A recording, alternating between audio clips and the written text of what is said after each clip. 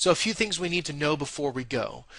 I just mentioned talking with meeting planners and discussing the event before you get in there. And I want you to think about it in terms of this. When we get a speaking opportunity, I want you to think about it just like when you get a new prospect. You know, a lot of us, when we acquire a new client, we have a series of questions we'll go through, whether they're just buying, it's a transaction, or whether they're going to become a long-term relational type client. But treat them like a prospect. So ask good questions, and then obviously, most importantly, listen. Listen. Listen for the answers. So here's the first thing we probably want to find out is what type of group will I be speaking to? You know, for all of us that are watching this, boy, we're all over the board. You know, some of us are just going to be in networking groups or small community groups. Some of you are going to speak to large associations and nonprofits. Some of you are going to speak in the corporate world where you're going to go in and do lunch and learns, or heck, you may even be paid to come in and teach what you know. How cool is that? But they all require a different approach. So you need to understand for each speaking opportunity what type of group it is. The second thing we need to know before we go is what's the purpose? Now, this is a little different.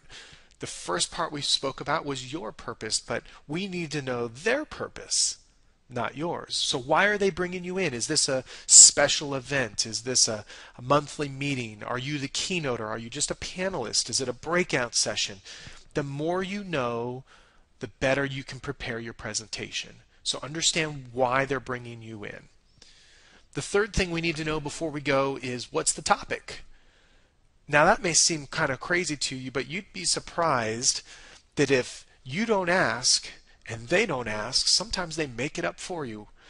I've ended up asking this question, even giving the answer and being on the same page and walking into a room only to find out that they promoted it as a completely different topic. So you want to get clarity with whoever's bringing you in on what is the topic of my presentation. You know, this might have something to do with a theme or a certain direction they want you to go, right? But you've got to be flexible.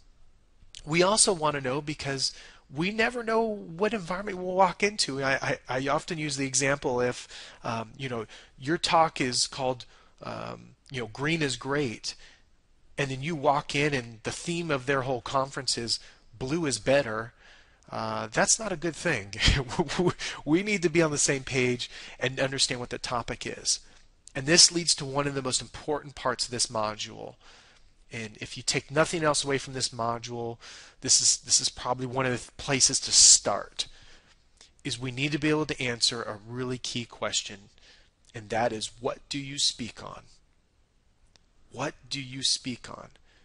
That essentially is the answer to your topic, but you'd be surprised how many people can't answer that quickly and articulately and succinctly. You're going to be asked, and I don't even think it's proper English, but you're going to be asked that question by people who bring you in. It's kind of the normal type of way they ask. So what do you speak on? Right? What do you speak on? So being able to articulate what you speak on is important. So when I talk about, for example, some of the topics I do, one of them they say, what do you speak on? I'll say, you know, I speak on a topic called microphone marketing, where we teach and promote business speakers how to get clients through public speaking. That would be an example of an answer to the question, what do you speak on? Because you're kind of explaining the topic name and then kind of think of it as the subtitle, right? So that might be something for you to start considering in the background as we're going through these is, what do you speak on? What's the topic of your presentation? Another important thing to note here is oftentimes you can direct them where you want them to go. A lot of them are very open. For many business speakers, you're going to be speaking in an environment where it's no charge, where you're not going to be charging a fee. And they're just grateful to have somebody to come into the room. So the topic you may want to direct them toward may benefit you a little bit and their audience. That's okay. As long as you know, everybody wins, that's the bottom line. So the topic is really, really critical. And then number 4, what are the presentation logistics? Right? We need to understand what the room is going to be like. Like I gave the example before of the gentleman that was introduced at that event. Had he known that the stage was 2 by 2 feet and he was going to be blinded by the projector, he probably would have chosen a different venue or a different setup. But we need to understand what type of AV is in the room. How's the room set up? How are the tables set up? Think about this. If the room is set up in what they call rounds, okay, all round tables, as a business speaker, the first thing that should come to your mind is what? That you're going to lose almost a quarter of the room because their backs are going to be to you. So a lot of times we can make great suggestions and say, oh, hey, what kind of arrangement? Well, we haven't really thought about it. Sometimes they'll be open to your suggestion.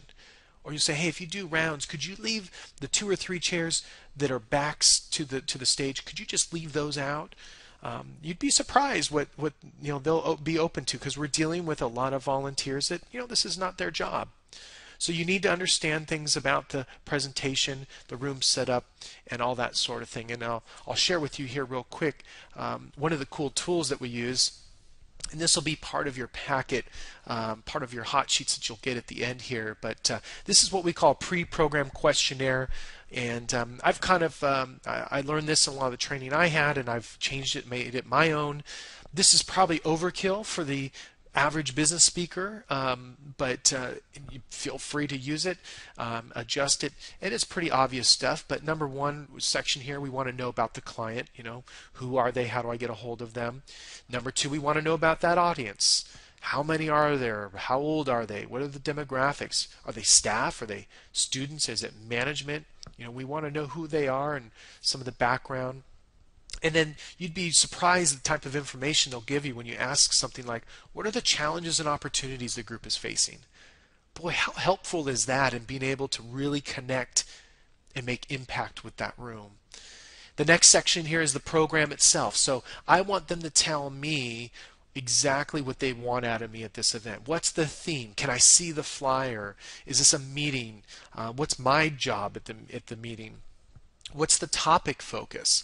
A lot of times they'll want you to do too many topics. They'll say, well, I'd love for you to do leadership, time management, sales training, and managing stress. And you're like, man, we just can't do all that. I'm happy to come back. And then some really cool things here when you ask about sensitive topics or topics to avoid. You never know in certain areas what shouldn't be touched on. I'll give you an example.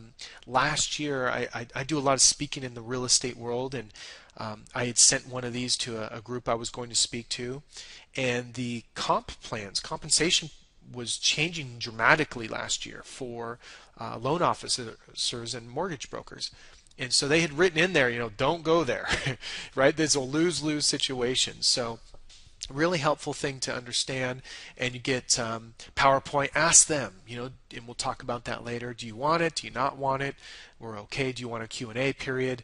All that sort of thing. So you can learn a lot about the program and how to prepare using that. And then the logistics we just talked about here, really key in on here, not just when the event starts, but when do I start?